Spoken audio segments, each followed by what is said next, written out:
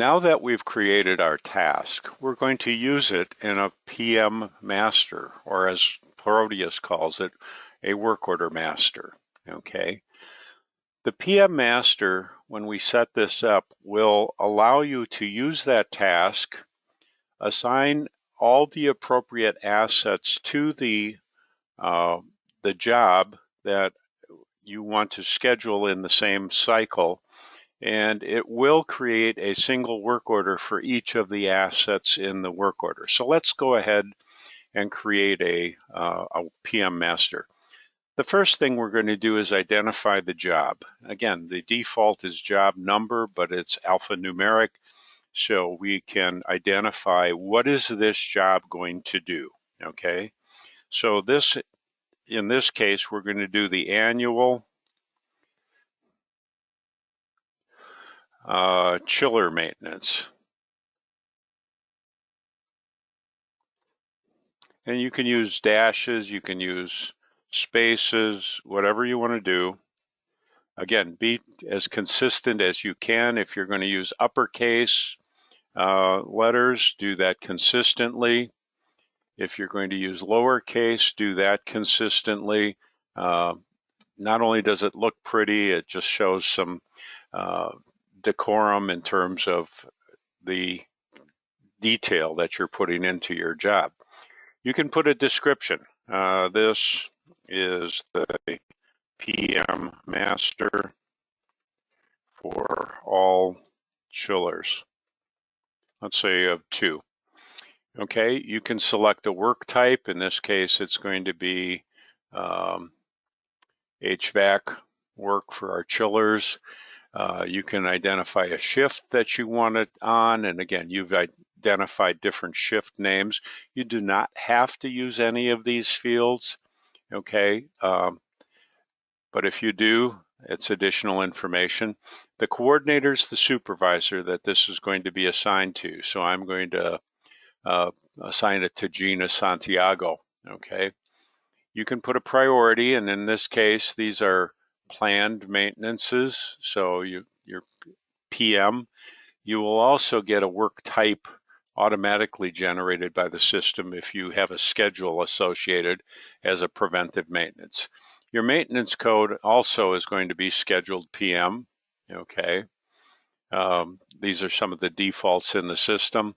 And then what you're going to do down here, there are potential to add risk questions if you have that option, but you're going to pick the pieces of equipment, okay? And I'm going to just see if I have some chillers.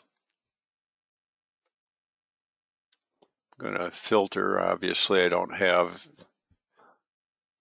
chillers, so let me try this.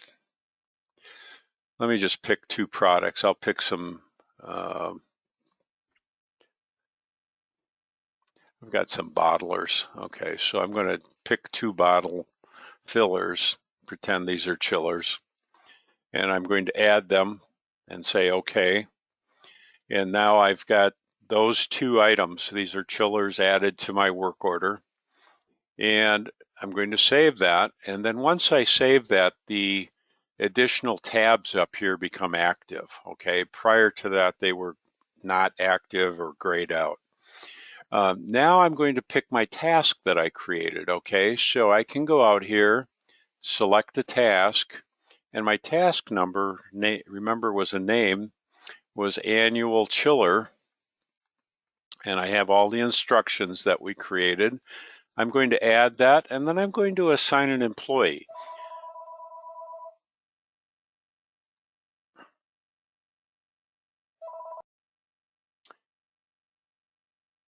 Now, normally you might not assign something to an employee until the day you get it done, but an easy way we suggest would be to assign it to yourself then as a supervisor, okay?